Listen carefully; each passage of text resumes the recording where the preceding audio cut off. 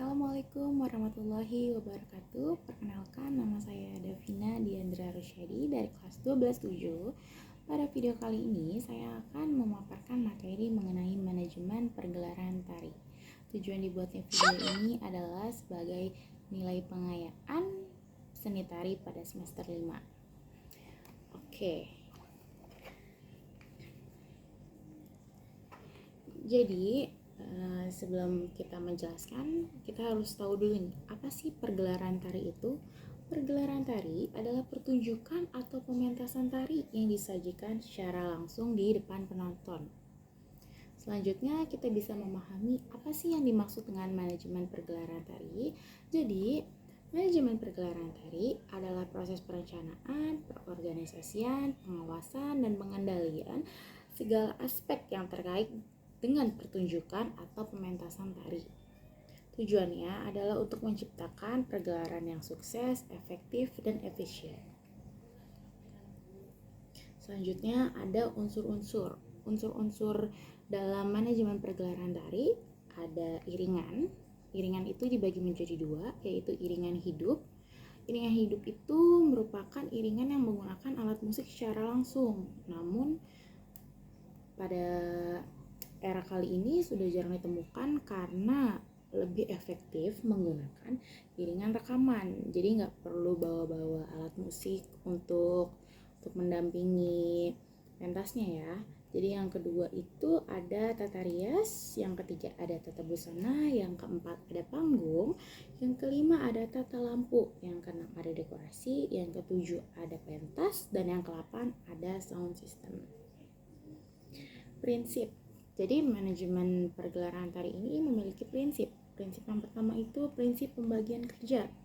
Sederhananya prinsip ini itu menempatkan masing-masing orang sesuai dengan keahliannya. Jadi kan gak mungkin kita menempatkan orang di posisi yang dia ini tidak ahli dalam bidang tersebut.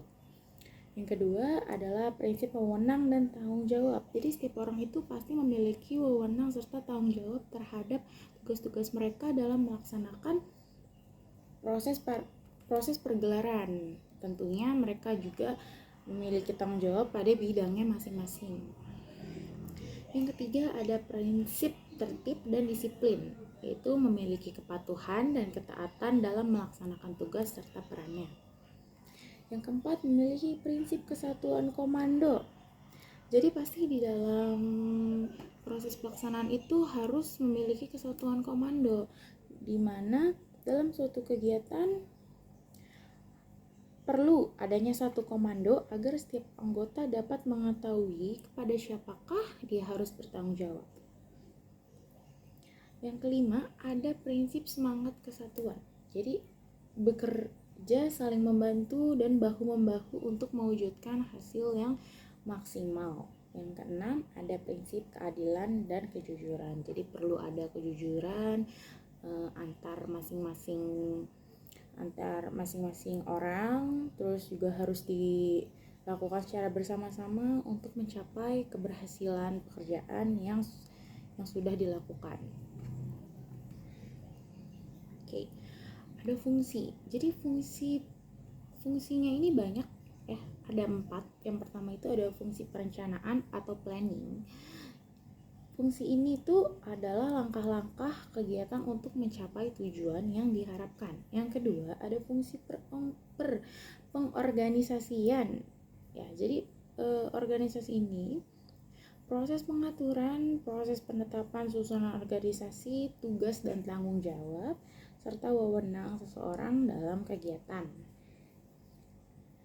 Terus ada fungsi pergerakan, usaha atau tindakan dari pimpinan dalam rangka menimbulkan kemauan dan membuat bawahan mengetahui tugas dan tanggung jawabnya. Yang terakhir ada fungsi pengawasan. Fungsi dari pengawasan ini untuk mengetahui sampai di mana sih proses pekerjaannya, sampai mana sih proses perencanaannya, udah terlaksana, udah sekian persen terlaksana, atau masih perlu beberapa tahap lagi untuk mencapai keberhasilannya.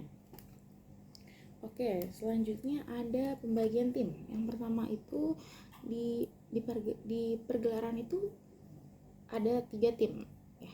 Yang pertama itu tim produksi. Ada siapa aja di tim produksi? Oke, di tim produksi itu ada pimpinan produksi. Tugasnya orang yang ditunjuk untuk mengorganisir pementasan suatu seni pertunjukan. Yang kedua ada sekretaris produksi, yaitu orang yang bertanggung jawab dalam membukukan dan mencatat semua kegiatan yang berhubungan dengan pentas tersebut. Yang ketiga ada bendahara.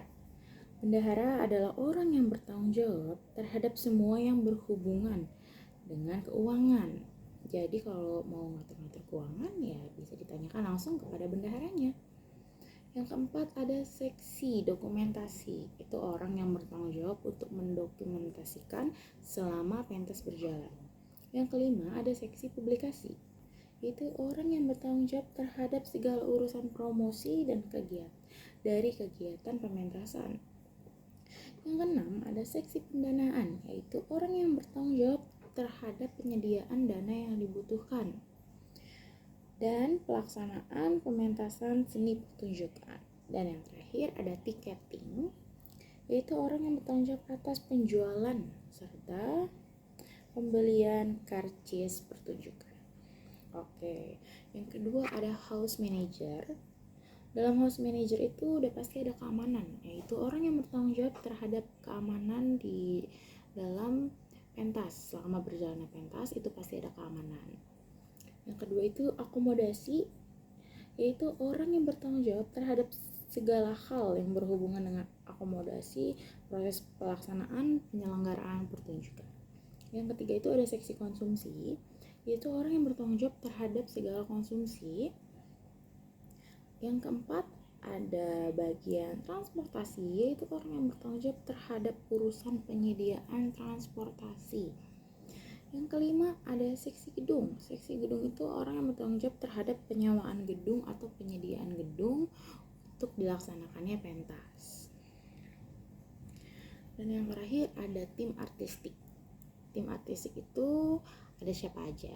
Yang pertama ada sutradara atau koreografer, yaitu orang yang membuat konsep dari pertunjukan dan mengatur alurnya. Nanti akan sebagai apa, bagaimana proses pelaksanaannya, itu tuh tugasnya sutradara atau koreografer. Yang kedua ada pimpinan artistik.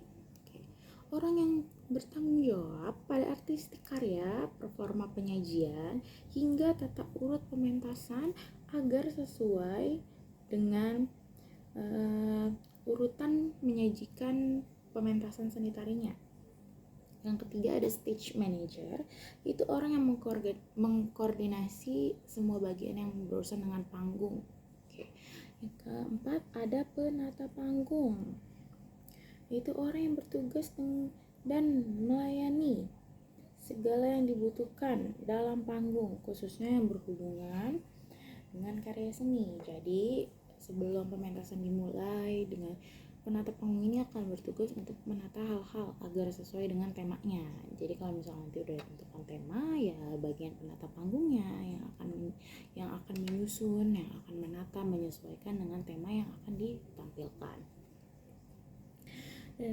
Oke, masih dengan tim artistik, selanjutnya ada penata cahaya. Orang yang menjadi sumber sukses dan artistiknya pementasan karya seni yang dipergelarkan dengan berhubungan masalah pencahayaan. Jadi kan nanti ada banyak scene, ada yang mungkin scene-nya bagian gelap, ada yang mungkin scene-nya bagian terang. Itu semua akan diatur dengan penata cahaya. Dan yang terakhir ada penata rias dan busana, yaitu orang yang bertanggung jawab merias dan menata busana para pemain. Oke, masih lagi dengan tim artistik, ada penata suara. Itu orang yang bertanggung jawab untuk mengatur suara, untuk mengatur bunyi. Jika nanti misalnya ada adegan suara yang keras, akan ditampilkan bunyi-bunyi dengan volume yang tinggi. Mungkin adegan sedih, itu akan ditampilkan musik-musik yang mellow. Dan yang terakhir ada penata musik, orang yang bertugas menata musik dan sound ya, agak-agak mirip sih memang penata suara dan penata musik tuh. Oke, selanjutnya ada kesimpulan. Jadi kesimpulannya adalah pergelaran seni tari itu merupakan pertunjukan seni yang menampilkan gerakan tubuh yang terstruktur dan terkoordinasi dengan baik, serta disiarkan oleh musik dan dekorasi yang sesuai. Pergelaran tari dapat menjadi sarana untuk menyampaikan pesan, mengungkapkan emosi, dan memperkenalkan budaya serta tradisi. Oke, atas perhatiannya saya ucapkan terima kasih. Assalamualaikum warahmatullahi wabarakatuh. Sampai jumpa.